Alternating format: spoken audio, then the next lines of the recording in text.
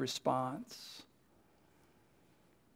Right here in this room, we've been having New Lifers share testimonies of God's goodness to them. And we have one tonight. We're kind of wrapping it up. So Eric and Aaron, come on up.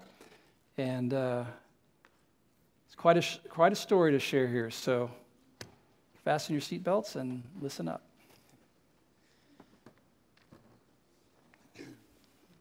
Hi, I'm going to make this taller. My name is Eric Smith, and this is my wife, Erin, and I'd like to share what God has been doing for the last 9 months. And I've written it all out because I probably wouldn't speak very well without it. In September of last year, I started having mild abdominal pain. It didn't seem serious. I was scared that it would be a kidney stone. But after 2 weeks and some sleepless nights, we became worried enough to go to the ER.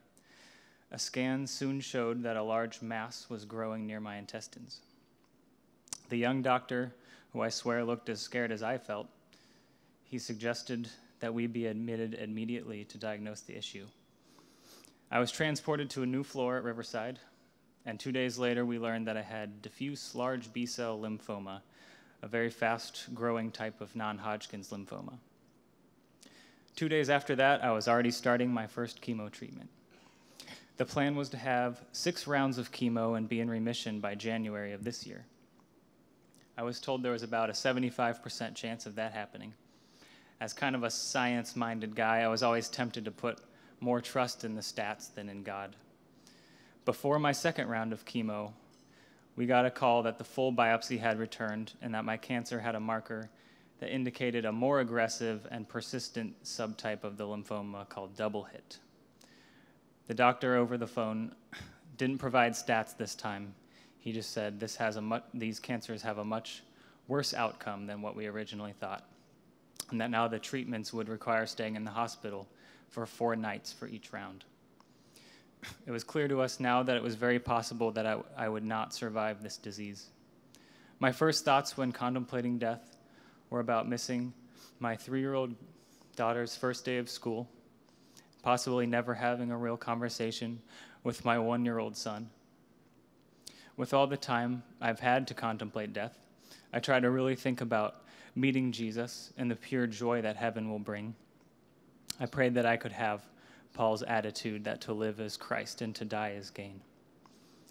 To jump forward, the first chemo regimen was not fully successful. Although it kept the cancer at bay, my abdominal pain would usually stop with each treatment and then return a couple weeks later. I did 2 rounds of a second type of chemo regimen, delightfully named salvage treatment, which was also not successful enough. To put the situation in perspective, 6 months after diagnosis, the doctor said that without the treatment, I would have already died from the lymphoma. A month ago, I recently completed a high-tech, exciting new treatment called CAR T-cell therapy. My own white blood cells were taken from me, modified in a lab so that they themselves would be able to kill the cancer, which is a really cool way to deal with cancer. And I thank God for people that paid attention in school. I just had my first scan this past Thursday, and with great joy, I'm able to share with all of you that the treatment worked and the scan showed a complete response. There seems to be 0 lymphoma left in my body, so I stand here cancer-free.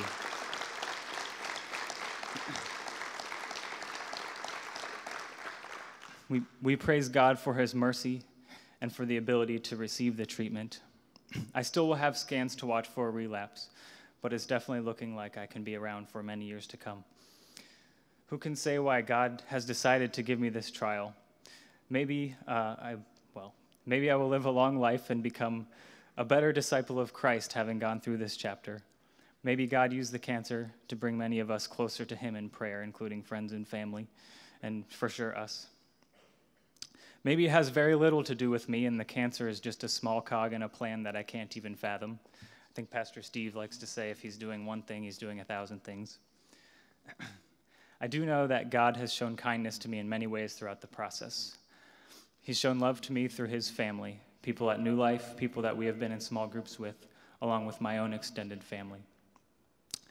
People have shown an abundance of emotional support through cards and just checking in on us. We've had help fixing and installing things around the house, random generous gifts, a constant supply of visitors during my cumulative 40 days or so in the hospital, and especially the ability to continue laughing with friends and family throughout the process. God gave my wife and me good and godly parents. My parents are also here today, actually. And they had schedules that allowed them to take care of our kids so that Aaron could be at the hospital with me every day.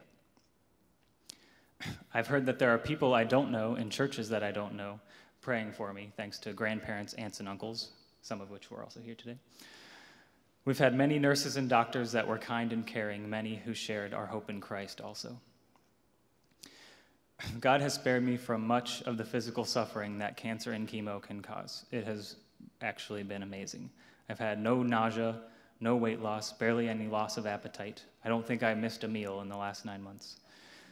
My uncle, and I haven't lost any weight. This is how skinny I always am.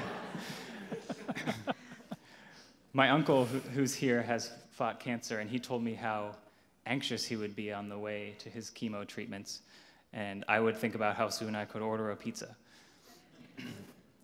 God also spared me. At the height of flu season, I had a long period where my immune system was not recovering in the way it should have been after a treatment, and God kept me safe from any infection. God gave me a kind employer 4 years ago when I joined my small company. They had a disability policy that paid partial salary for all my time off. They gave me no hassle about all my time off for treatments. And the CEO himself of this small company would check in and make sure everything was okay with me. He showed himself in his timing. My cancer started in September of last year. The treatment that worked for me was approved by the FDA in November of last year, after I got my cancer, and it was arrived at OSU around that time. So if I had my cancer earlier, the treatment may not have been available, or I may have had to go out of state for a trial. He gave me 3.5 months while waiting for CAR T-cell treatment of pain-free and mostly normal life, where we were able to vacation to Florida, and I worked many weeks in the office. And maybe most importantly, God has used the cancer to give me opportunity to really pray and cry out to him, something that I don't do often enough in normal life. I've twice had significant experiences feeling close to God while alone in a hospital bed at night. One thing God has put in my mind is how cancer can be compared to sin. I'd like to take this opportunity to encourage those of us who are Christian to think about this.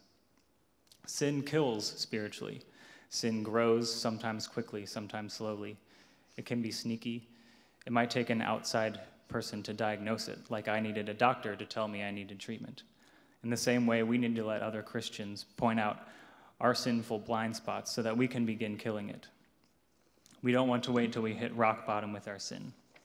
We put immense energy and effort into killing cancer, even putting ourselves at risk of physical harm. For a cancer like mine, it was not an option to sit around and see if it went away on its own. I stopped normal life and did what I needed to make it to my appointments and treatments. I think of God commanding the Israelites to totally and completely destroy their opponents. Just like that, I do not want to leave a single cancer cell left standing. I had to wrestle with the fact that I have much more zeal for killing my cancer than for killing my sin, which I'm sure many people in my situation would agree. Jesus says we should cut off our hand rather than sin, but are we even willing to take inconvenient measures to prevent or kill sin? Maybe for some it's turning off the smartphone for a few days to fight internet addiction. Maybe some need to confess a sin that's affecting them, or some need to fast and really pray for God to start taking this sin away from them. Surely these are reasonable steps if we hate our sin like we hate our cancer. Romans 8:13 says, "If you live according to the flesh, you will die. But if by the Spirit you put to death the deeds of the body, you will live." John Owen, a theologian from the 1600s, paraphrased it like this: "Be killing sin, or it will be killing you," which is kind of how I felt about my cancer. We must remember, though, that Jesus died to pay for our sin, so that in God's eyes it is already as if we have no sin. And the way to kill sin is not just to fight it with our own willpower, but to allow Jesus to work on us. I don't have the words to reconcile the apparent contradiction between already being saved from sin and fighting it daily, so I'll leave that up to Pastor Steve and people like that here. For humanity's sake, I hope an ultimate cancer treatment is invented soon. But we do already have the ultimate sin treatment in Jesus that allows us to stand before God as spotless children. The other thing I've learned the most is that God is king. If I only see him as a friend, why would he give me a trial like this? But he is a perfect king with plans that have eternal consequences. As you can see from my testimony, he has most certainly been my friend too throughout all of this, but it is equally important that I recognize his kingship. If I have a small view of God and his kingdom, I would think that God would prevent cancer from ever occurring. But Isaiah 55, 8-9 says, "For my thoughts are not your thoughts, neither are your ways my ways, declares the Lord. For as the heavens are higher than the earth, so are my ways higher than your ways, and my thoughts than your thoughts." So that's all I have. Thanks for letting me preach a little, I guess. Thank you very much for listening. Thank you for everybody that has prayed and supported us so immensely during this time. Please continue prayer for my cancer to stay away for a long time, and pray for others that are still battling cancer. I hope that God will be glorified through what he has done and what he will do. Thank you.